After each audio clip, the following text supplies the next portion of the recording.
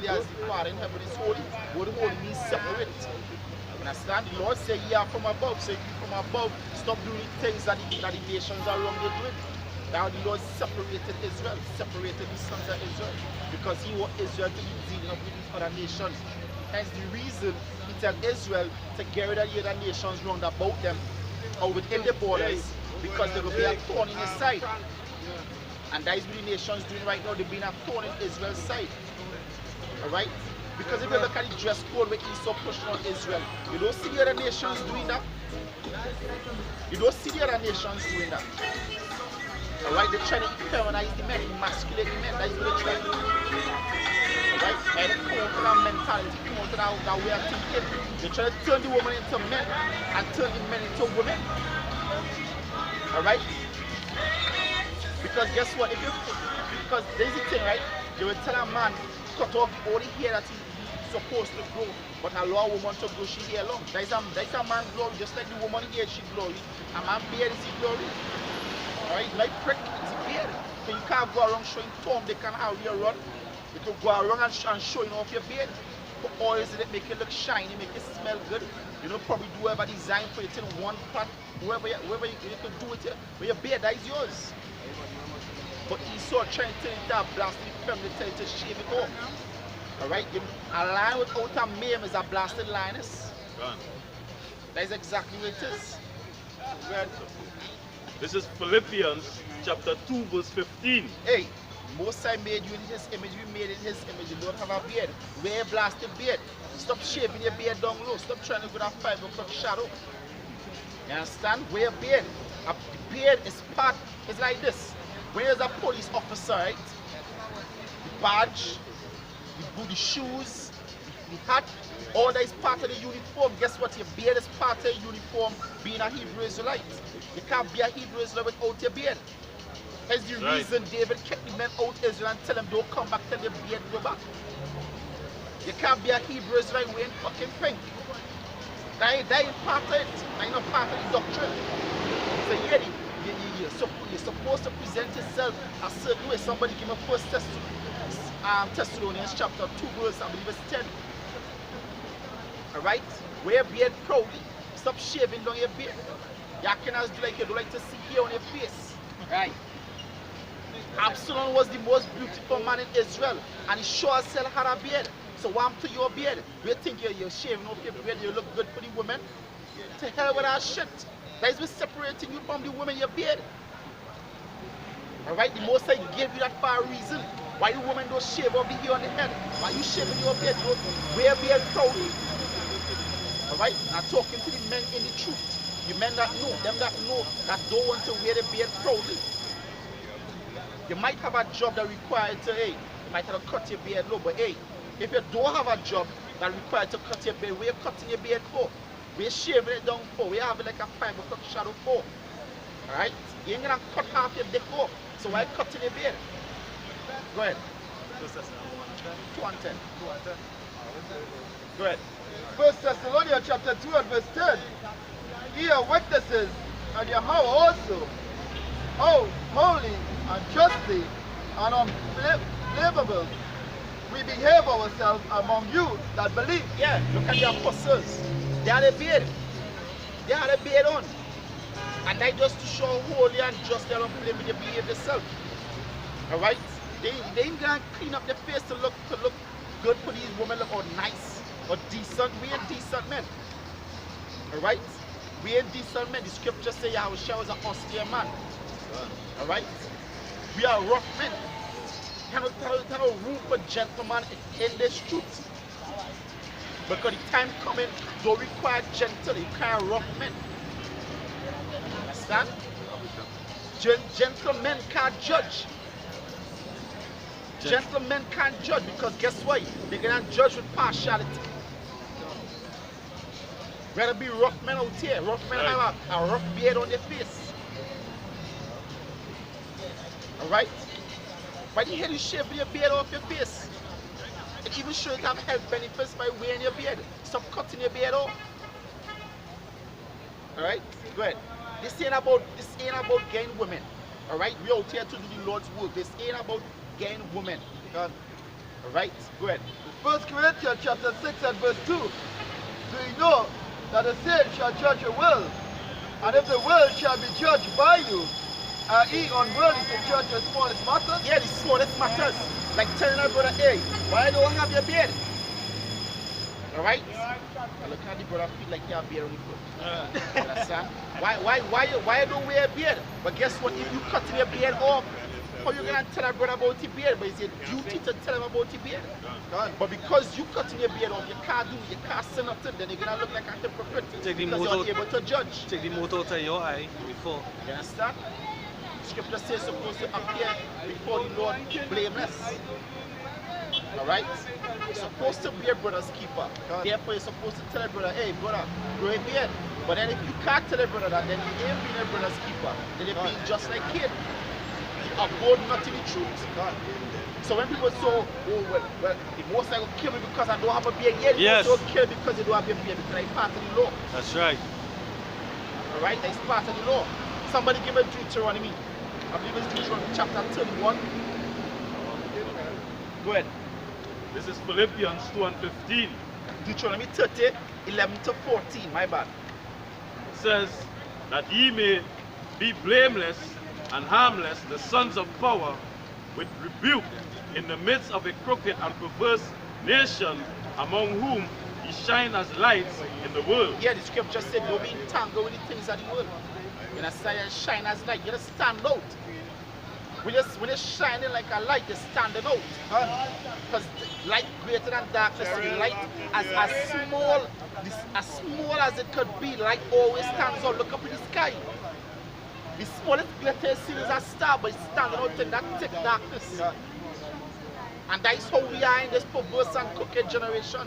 Like that small spark. Alright? Go ahead. Deuteronomy 30, verse 10. If thou shalt listen unto the voice of the Lord your God, to keep his commandments and his statutes which are written in this book of the law, and if thou turn unto the Lord your God with all thine... 11. Huh? 11. Start at 11. Right. Verse 11. For this is a commandment which I command thee this day. It is not hidden from you, neither is it far off. Go ahead. It is not in heaven, that thou shouldest say, who shall go up for us to heaven? I don't make it even better. We out here in the streets. So 2/3 of the scripture say, if I had not come unto them, then they would have had no sin. But since I come unto them, they have no cloak for the sins. So 2/3 have no excuse not for turning to the Lord Yahweh Shem El Shai. So when the Lord come, they can't say they never know. The scripture said, did not Israel know? They know because we out here prophesying. That's right.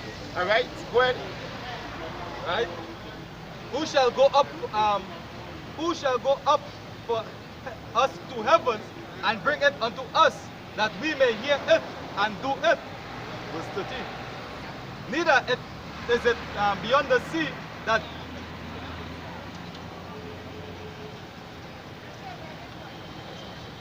right? Neither is it beyond the sea that you should say, who shall go over the sea for us and bring it unto us, that we may hear it and do it. But the word is very near unto you, in thy mouth and in thy heart, that you mayest do it. Yeah, because the scripture said the people whose heart is my law. I believe that Isaiah 51 and 7. Somebody can read it. So in the word very near your heart, your conscience, scripture say conscience also being witness. So Israel knows it's been fucking up when they're doing it, when they're breaking the law. But they do it anyway. You understand? So you have no excuse not to follow the law, because guess what? The Lord put righteousness in your heart. But you choose not to do it. Alright? You choose not to do it. Go ahead. Isaiah chapter 51 and verse 7. Hearken unto me, he that know righteousness. He that know righteousness, the scripture said the righteous generation that keepeth the law, open the gate that they may come in. You understand? We know righteousness because we apply righteousness to our everyday life. Go ahead. He that know righteousness is talking to the 12 tribes of Israel. 144,000. 12 from each, 12,000 from each tribe. I ain't talking about the other nations. So the church people can be talking about everybody could be saved. That ain't talking about that. The scriptures know about that. Alright? Who gonna build up the kingdom? Who the slaves gonna be? Who the ones that we're gonna sell on to the saviors? Is the Most High gonna deliver all the world and then make sticks and stones into a new generation to enslave them? Nah. That is the nations who are us enslaved, the Lord gonna enslave. So you people need to get right and get with the program. But guess what? If you don't get with it, guess what? You're gonna be run over by it. Go ahead. You understand? The people in whose heart The is my law. scripture talk about that. Yeah, the people whose heart is my Lord, the scriptures talk about that. Be take heed how this rock fall. And I say if you fall upon it, break in pieces. So yeah, they done with it, so it just lay down. The people whose heart is with it. Yeah, get them gonna lay down, yeah. So they done with this program. Somebody give me that in I believe 2 Kings 15, 13. Go ahead. This is Revelation chapter 19, verse 13. Hey, Yahweh Shai said, if you don't worry me reign over you, guess what? Come, cut the head off before me. Sweet Jesus saying that. Sweet Jesus saying, no, don't turn this head off. I love him. Bring him to because when they say in church, the Lord love the sinner, but he just hate the sin. Now according to the scriptures, he ain't sinner. Alright? Hey, the scriptures say they lightly esteem the rock of the salvation.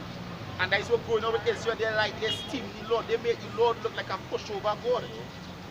But it's only when Yahweh show his face, then they're gonna know the terror. Then they're gonna understand why we was out here preaching. It's because we are afraid. We are afraid to get run over by that stone. And because I love too. Paul said, knowing therefore the terror of the Most High will persuade men. The scriptures rightly say, teach your sons and your sons' sons the fear of the Most High. Most High nobody to play with. Even, hey, it's amazing how Christianity lasts so long. No? It's amazing. If they didn't implement that prosperity doctrine, Christianity was done for. It's prosperity doctrine why people still going to church, because they believe they're going to get some kind of blessing from the pastor to get money. Come. Because guess what? They don't even believe in the God who they're worshiping, because they don't even read from the book.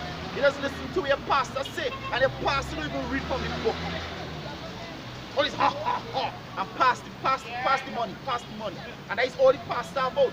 And all you doing going in empty and coming out empty, because guess what? Your pocket empty.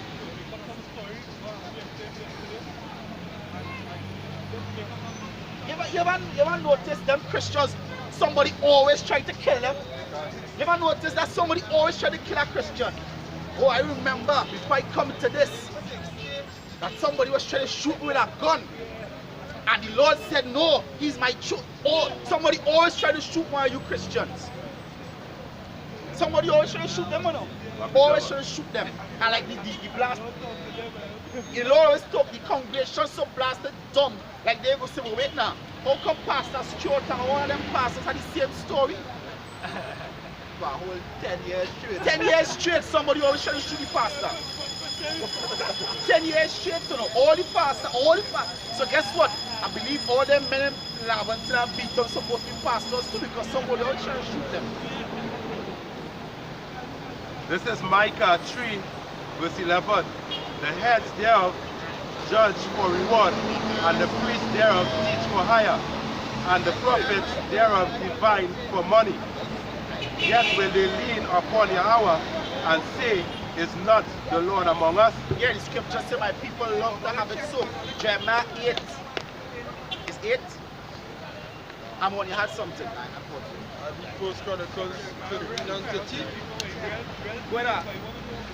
Says Second Chronicles chapter 15 verse 13, that whosoever would not seek Yahweh, the power of Israel, should be put to death, whether small or great, whether man or woman. Yeah, so if you don't serve the Lord, that would Colossians 3:25 mean. If you don't serve the Lord, you're going to pay to death, you know business. I was watching a video from Markham, I think it was JMS Chicago, I believe, with two little youth men doing a video, and they say, hey, children not exempt from judgment. Yeah? You understand? They're not exempt. That what the Lord mean, he's not